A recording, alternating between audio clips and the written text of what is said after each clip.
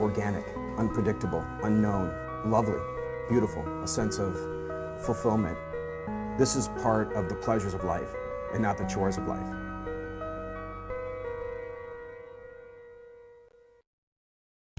Coming up on Daily Iowan TV, the Adler Journalism Building was evacuated earlier today. Find out why several fire trucks and police had to clear out the facility. Plus, an Ice Age fossil was discovered in the state of Iowa, and now it's in Iowa City. More details in just a bit.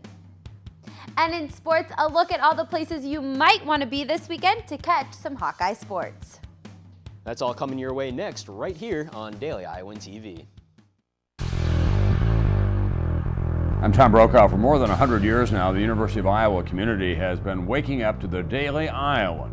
Today, it's the largest newsroom in eastern Iowa. And now you can see the news every night on Daily Iowan TV and get it anytime worldwide at dailyiowan.com.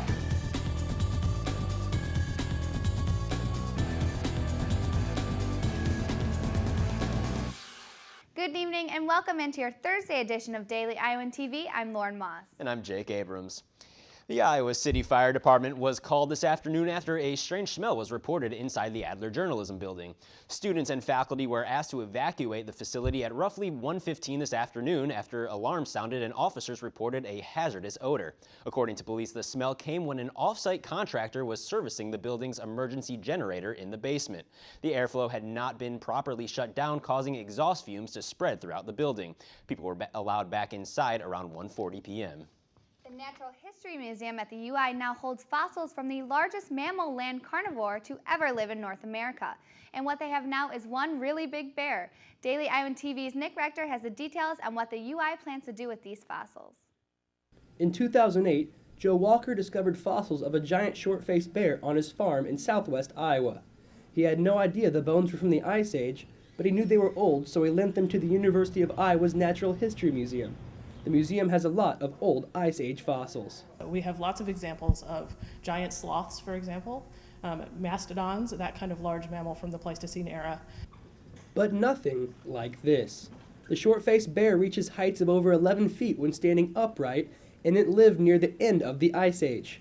Through chemical and physical analysis on the fossil, the UI hopes to determine exactly how big this bear was. We do have a good leg bone, so that usually gives you a lot of information about body size. And also, we hope to be able to learn what the bear ate when it was alive and how old it was, so that we know when giant short-faced bears were present in the state. And if you really want to grasp how big the giant short-faced bear was, you can compare its tibia leg bone to that of a polar bear. Then you'll see, this ain't yo average bear. Nick Rector, Daily Iowan TV. If you want to check out these giant short-faced bear bones, they are now on display at the UI's Natural History Museum in McBride Hall. And Iowa City Police are investigating a robbery that occurred at Papa Murphy's Pizza just over a month ago. The suspects were captured on surveillance cameras moments after they smashed a front window to gain entry. Now, police are offering a reward up to $1,000 for information leading to the arrest of these suspects. If you have any information, contact the Iowa City Police Department immediately. A host of organizations gathered in the main lounge of the IMU to provide students with information about living off campus. The UI Off-Campus Housing Service hosted its 4th annual fair to help students make the transition to living on their own. The fair featured experts on everything from entertainment and housing options to safety and security.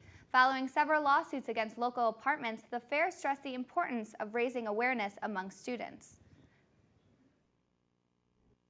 We have a strong presence by Student Legal Services. We have a lot of information at our table, letting students know that they need to know what they're getting into and ask a lot of questions.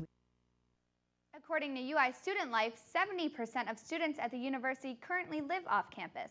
With a significant number of students living off campus, experts suggest that their ultimate goal is to ensure a safe and successful off-campus experience. The main goal is to catch the students that are considering moving off campus, or those that maybe have, to have a successful off-campus living experience. Everything from signing leases to understanding security deposits and resources that will help them thrive. Well, still much more to come on Daily Iowan TV. The Java House is expanding its doors to more than just coffee. They're launching a new restaurant, and we'll tell you what healthy food they're going to offer. And find out what motivates some students to stay in shape for summer after coming back from spring break. And in sports, Iowa baseball may have trampled Grandview in last night's game, but does that mean they're ready for Big Ten opponents? But first, the rain finally arrived on this gloomy Thursday. Let's check in with Tasha Woods for a look at our local weather forecast. Tasha? Yeah, Jake, gloomy Thursday is a good way to look at it, as showers started early this morning and were on and off throughout the day. The good news, though, it may be the last of it. Only a 40% chance of showers tomorrow morning with a high of 50. Moving to Friday afternoon, it should get up to around 75 degrees. And we'll spend Friday night with a warm evening temperature in the upper 50s. And after that, it's sunshine the rest of the week. Taking a look at the extended forecast, it's pretty consistent throughout the entire week, with temperatures in the low 70s. So guys, perfect weather is on the way as soon as we get past this rain patch that's currently in our system. Jake and Lauren, back to you. Downtown Iowa City's Washington Street continues to shake things up, this time by offering a new dining option. The Java House has announced that they will be expanding with a new restaurant called Heirloom Salad Company. The Java House will have a 6-foot walkway between the two stores and have a common point to pay for both your coffee from Java House or the food from the new Heirloom Salad Company. The restaurant is scheduled to open on April 25th. It's after spring break and the motivation to get in shape before spending a week at a beautiful destination has died down. Although this is true for most people, it's not the case for everyone. Daily Iowan TV's Mario Kone explains. The nearly vacant ellipticals at the Campus Recreation Center is one aftermath of post-spring break syndrome, which can either mean that more people are going outside to exercise or just not exercising at all. And even though traffic after spring break has died down, it has not stopped some students from coming out to the rec center. Spring break isn't like, not that it's not a motivation not to work out, but I usually go enough where it's become more of a habit rather than I'm going to look out on the beach for a week. So, I mean, yeah, I'm usually here after spring break. And maintaining a workout schedule at the rec is not an easy task, but having some worthwhile motivation can certainly help. I like being fit. I like feeling good about myself, and working out releases like all my stress. I had like a goal before winter break to lose 30 pounds at my sister's wedding in September. So I'm just working towards that, and like in the summer, of course. I really just don't want to be fat over the summertime, and so I'm trying to get in shape for swimsuit season. And getting in shape for swimsuit season doesn't really rely on exercise alone, because what you put in your mouth is just as important, and paying attention to nutrition labels when shopping for food may not be a bad idea. If you're trying to lose weight, you're going to want to look at calories as the main thing. If you're concerned about your fat intake, you'll want to look more at the fats, and some people are concerned about sodium, so you want to look at that. But at the end of the day, the amount of calories that you consume is what really counts when trying to lose weight. We both have this program called MyFitnessPal on your Androids, so I know we both plug it into that. Yeah. Try to keep track of your food. I don't take away anything because then it will just force me to when I want it, I'll eat all of it. So I just kind of eat things in moderation. So whether your goal was for spring break or for the summer, the most important thing is staying healthy. Muriel Kone, Daily Iowan TV. Thanks, Muriel. And now for a look beyond Iowa. Pope Benedict XVI is set to visit Cuba and Mexico this weekend. Laborers have spent months preparing for the Pope's visit, which is costing the Mexican government millions of dollars. However, officials say the visit will bring in approximately 540,000 people who will spend roughly $80 million. And you're now looking at a large SUV inside a house in Kirkland, Washington. Police say an out-of-control Hummer went across the lawns of 2 homes and crashed into a fence and tree before hitting the house. It then crashed into a bedroom where the homeowner was sleeping. Both the driver and passenger were taken to the hospital. Students at a Miami Carroll City senior high school walked out of class and swarmed the streets today. They were protesting the shooting death of a former classmate, Trayvon Martin. The students were calling an arrest in the case, but a neighborhood watch leader claims that he shot the teen in self-defense last month. The shooting has caused a nationwide uproar.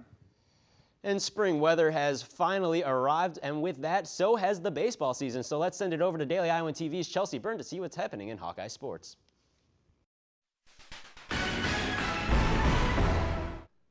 It was raining baseballs at Dwayne Banks Field Wednesday night when the Iowa baseball team opened its home season against Grandview. The Hawks came ready to play, scoring 20 runs and setting a season record. Daily Iowan TV Sports' Alicia Denez has more on what this impressive performance will mean once the real competition heats up. Calling all Iowa baseball fans, Duane Banks Field opened its doors for last night's game and is ready for play for the 2012 season. The Iowa baseball team may have crushed smaller school Grandview in last night's game 20-1, but I caught up with Iowa baseball team's head coach Jack Dahm to see if his team was ready for tougher Big Ten opponents. It doesn't matter who we play, it's if we're ready to play.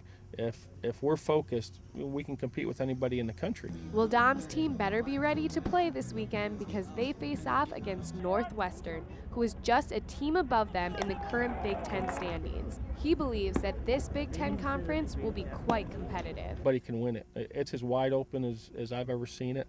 I think we have as good a chance as anybody with our pitching, and if we can continue to make progress defensively and continue to get some timely hitting, I think we can make a good run at this thing also. The Hawkeyes are sitting at a 7-10 record so far this season, and it sounds like they've gotten quite a bit of help from the freshmen. And then the freshmen, we gave them chances, and they've ran with it. And you look, you got Toole out there, Goodman, Rumpf has been absolutely fantastic. Mangler was our best player before he went down hurt at second base. He's a redshirt freshman. And then all those arms. So we got a lot of young guys out there. We'd rather not have that many, but the way they're playing, they're making us put them in there. The Hawkeyes are focused and ready to show the Big Ten what they're made of. Alicia Denius, Daily Iowan TV Sports. Head coach Jack Dahm also said he was very impressed with the big hits he got from seniors Sean Flanagan and Mike McQuillan Wednesday night. He looks forward to having them be the leaders of the team for the rest of the season. And as Alicia talked about earlier, the Hawkeye men will take the diamond again this weekend in Iowa City, kicking off Big Ten play with Northwestern coming to town. Those 3 games will be Friday, Saturday, Sunday at Duane Banks Field, with the first pitch set for 4:05 Friday night and 1:05 Saturday and Sunday. They aren't the only ones in action this weekend, though. The Iowa softball team opens up its home season with a 3-game series against Wisconsin. A doubleheader on Saturday starting at 1 and the final game on Sunday at 2 gives Iowa the chance to redeem themselves from an 0-2 Big Ten start. The men's tennis team will also be home this weekend. They will host Northwestern at the tennis complex Friday afternoon, beginning at 1:30 p.m. And last but certainly not least, one of the biggest events taking place right here in Iowa City on Saturday is the Big Ten Gymnastics Championships. Iowa is hosting the day-long event at Carver Hawkeye Arena. With doors opening at noon, the competition will be split into 2 sessions. Iowa will compete in the first session at 1 p.m., followed by session 2 beginning at 6 p.m. The Gym Hawks are facing some of the top programs in the country. 6 of the 8 teams in the conference hold a spot in the nation's top 25. During the first session, Iowa will compete with Michigan, Illinois, and Michigan State. That's all the time we have for sports today, but be sure to get out and enjoy some of those Hawkeye sports during this hopefully beautiful first weekend of spring. Jake and Lauren, back to you guys.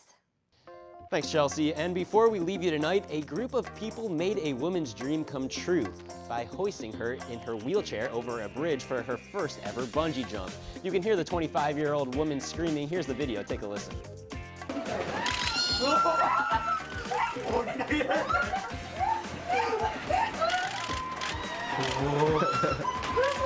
She took the plunge after winning a contest sponsored by an adventure company specializing in helping people with disabilities achieve their extreme sports dreams. Well, that's very nice then. And only with Daily Iowan TV can you get a sneak peek at Friday's pages of the Daily Iowan. Find out what the UI is doing to help raise awareness of clean tap water in third world countries. Plus, check out the Daily Iowan's new mobile app called Night Owl, which offers discounts and specialties at Iowa City restaurants, bars, and venues. Well, that's your latest edition of Daily Iowan TV. Be sure to check us out at the same time on Sunday or anytime online at dailyiowan.com. Thanks for watching and have a great evening.